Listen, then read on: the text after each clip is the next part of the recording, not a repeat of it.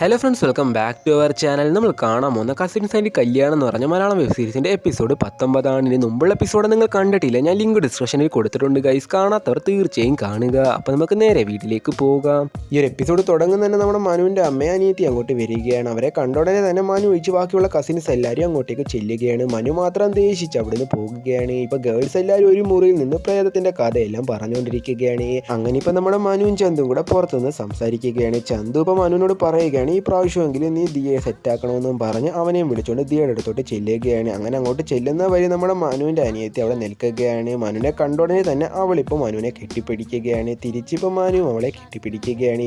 ആ ഒരു സമയത്തേക്ക് തന്നെ മനുവിൻ്റെ അമ്മ അങ്ങോട്ട് വരുന്ന കണ്ട് മനു അവിടുന്ന് ദേഷിച്ച് പോകുകയാണ്. അങ്ങനെ ഇപ്പോൾ കസിൻസ് എല്ലാം കൂടെ ഒരു മുറിയിൽ നിന്ന് സംസാരിച്ചുകൊണ്ടിരിക്കുകയായിരുന്നു. പക്ഷേ നമ്മുടെ ദിയ മാത്രം ആരെടുത്തോ ചാറ്റ് ചെയ്യുകയാണ്. ഇത് കണ്ടാൽ നമ്മുടെ ചന്തുവും അവളുടെ ഫോൺ പിടിച്ച് മേടിച്ചിട്ട് നീ ആരെടുത്താണ് ഇത്രയും നേരം ചാറ്റ് ചെയ്യുന്നതെന്ന് ചോദിക്കുകയാണ്.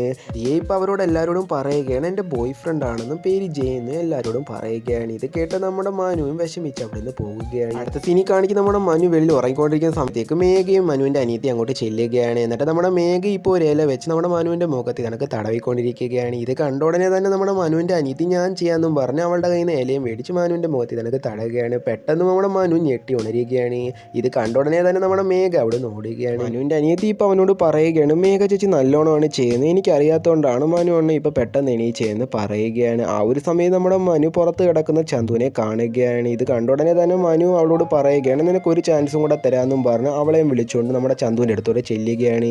എന്നിട്ട് നമ്മുടെ ചന്തുവിൻ്റെ മുഖത്തും അവൾ ആ ഒരു ഇല വെച്ച് തടവുകയാണ്. ആ ഒരു സമയം നമ്മുടെ ചന്തു അവൻ്റെ എക്സ് ഗേൾഫ്രണ്ടിനെ കുറിച്ച് എന്തൊക്കെയോ പറയുകയാണ്. പെട്ടെന്ന് നമ്മുടെ ചന്തു ഞെട്ടി അവിടെ നിന്ന് തറയി വീഴുകയാണ്.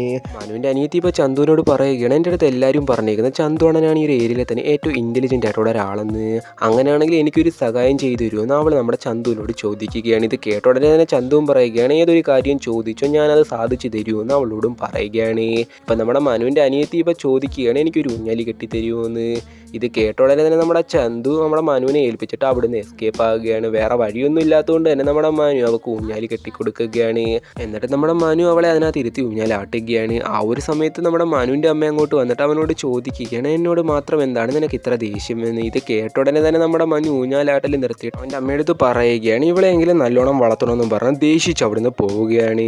അടുത്ത സീനിൽ കാണിക്കുന്ന നമ്മുടെ അശ്വതി എല്ലാ കസിൻസിനെയും വിളിച്ചുകൊണ്ട് പോയിട്ട് അവർ ഓരോ കല്യാണത്തിലും കണ്ടുമുട്ടിയ വീഡിയോസ് എല്ലാം അവരെ കാണിക്കുകയാണ്.